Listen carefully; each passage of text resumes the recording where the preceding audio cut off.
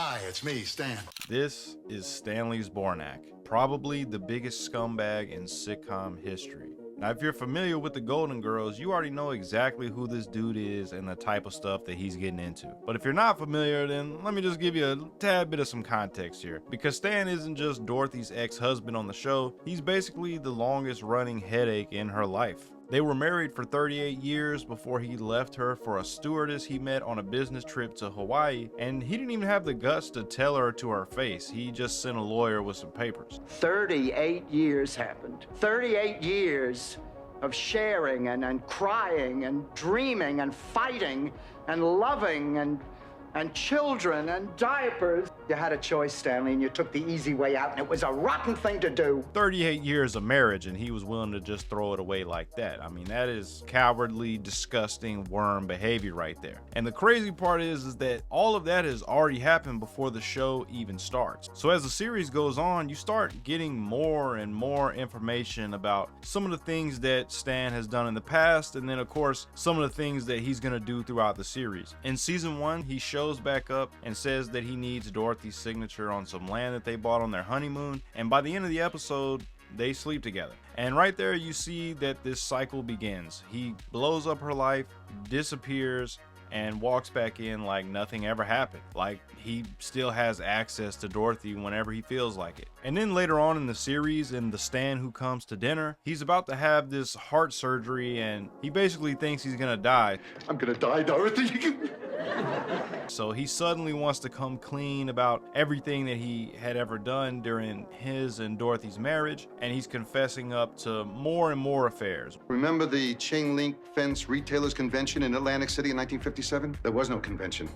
I just had an affair. I was having a drink in the bar that they added onto that Greek diner. The next thing I knew, I came to in a motel with my toupee in my mouth. But I just figured it would be with that blonde secretary you had. She could take shorthand, and I did have an affair with her. So you realize that Stan didn't just have a midlife crisis and leave his wife of 38 years. He had been cheating on her for the entire relationship, basically. And it says a lot about his character in this moment, because he only tells the truth when he thinks he's gonna die. It's not because he's remorseful for the things that he did, but more so fearful. At least in my opinion, a lot of people in a religious sense want to confess and come clean, because when you're about to meet your maker, you know. So regardless though, you see here, even after their divorce, he just keeps finding new ways to hurt her. In another episode, The Audit, Stan's reckless spending during their marriage just comes back to bite them in the ass. And again, Dorothy, who was totally unaware of this, gets dragged into this big IRS audit because of Stan. Babe, I'm afraid we're being audited. The worst thing about Stan, everything that he does spills on to everyone else around him, and he doesn't care at all. And Dorothy keeps having to deal with this guy whether she wants him around or not, and more times than not, she doesn't want him around at all. She would be totally happy with zero contact with this guy. You can't run over here every time you have a problem. I'm not your mother. I'm not even your wife anymore. It's time that you grew up. But as the series goes on, the show starts to kind of mess with you a little bit, because you start thinking, okay, maybe he's gonna change. You know, maybe he's that stereotype cliche redemption character. All of y'all know what I'm talking about. The guy or the character that starts off as a villain and eventually becomes a good guy over time. And the show keeps setting up Stan in this way over and over again throughout the series, and every single time he blows it. Every single time he makes the wrong decision. And for me, that really, subverted my expectations for this character, because again, I thought he would be this redemption character, and then he just never is that. And I think that season 6 has probably the biggest and best example of this, because in this season he finally gets rich, hitting on a successful business idea. Hi, it's me, Stan Zbornak, and you may be wondering why I'm dressed like a potato. It's because I've invented the Zborny, America's first baked potato opener.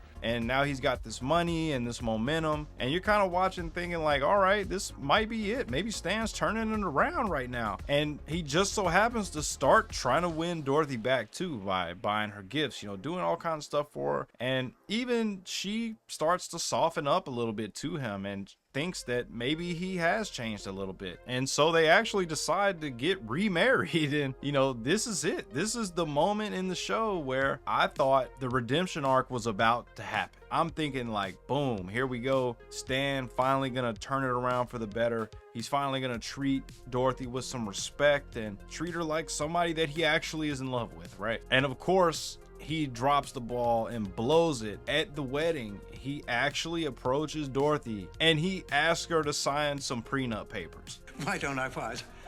Just sign.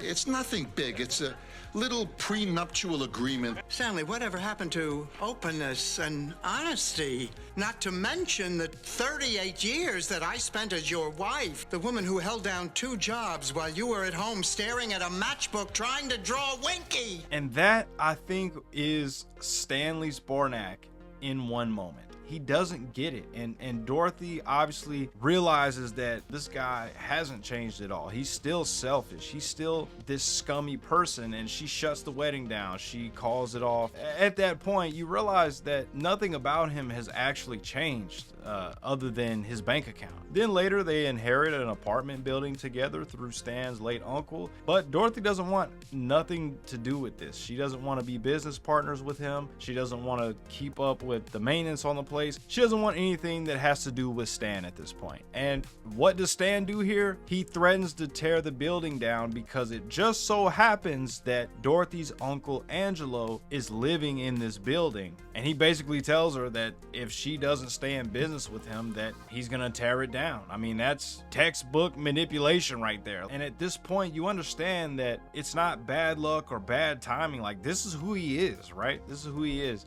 And then you get to the monkey show, which might be the worst of all in this, because by now the show has already played with this idea that, you know, these two could have not being together, but that they could have a healthier dynamic, you know, where they could still be friends in a real sense there. You know, Stan basically gets Dorothy to agree to go to therapy with him, and the doctor tells them that they need to stop seeing each other altogether, completely. Zero contact. And Dorothy is 100% ready for this without hesitation. She is ready to be done. Stan, ciao.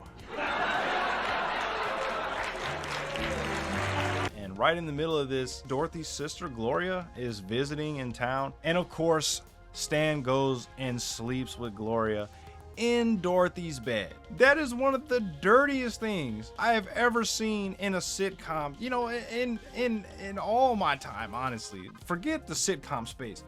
Sleeping with your ex-wife's sister in her bed, in her house, in the middle of the day. That is just unbelievable, bro. Egregious. This is probably the lowest of the low of all the things that Stan has done. This is just unreal. And he takes this vulnerable moment in Dorothy's life and he basically plays it like a humiliation ritual. Like he's got some fetish about humiliating Dorothy for sure. And when you stack all this up, you start asking yourself, like, how does someone even become like this? How does Stan become Stan? Why is he so emotionally stuck? Why does he feel like a 20-year-old in a 50-year-old's body? And the show kind of gives you a little bit of insight to this. And in the episode Mother's Day, his own mother tells Dorothy that she always knew that Stan was a Yutz. And she had basically been kind of lying to him about how she really feels about him, you know, kind of propping him up and not holding him accountable at all. Never heard you say anything bad about Stan in my life.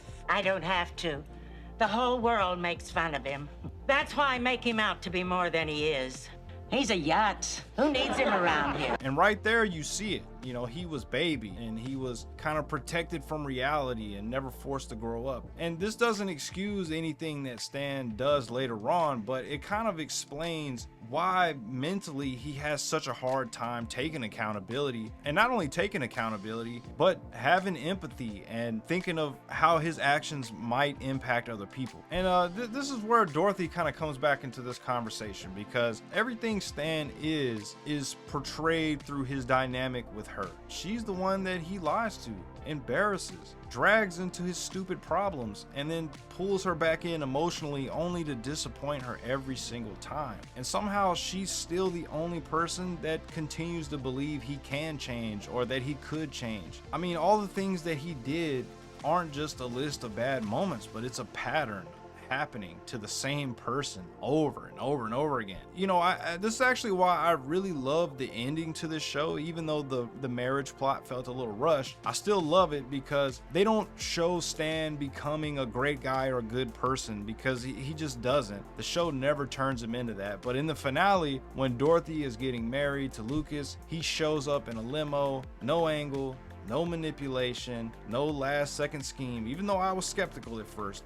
But he just shows up and delivers this super heartfelt speech about letting her go and letting her be happy and understanding the pain that he's caused throughout her life. This one moment is, to me, where he finally grows up or finally shows that maturity. And you know, obviously he's like a 50-something-year-old man, so it's not like this is an achievement or anything like that. But in the very end, for one brief moment, he finally does the right thing for the person he spent the entire series hurting. I want to show you something. Dorothy, you see this hair? It is the only one on my forehead. It is this hair that I hate more than all the others. It mocks me. Don't you see? I am that hair, and you're my big, crazy, bald skull. I'm taking you to church in style. Stanley, for the first time in a long while, you're really acting like a man. I love you, Dorothy. I've always loved you. And I love you, Stan.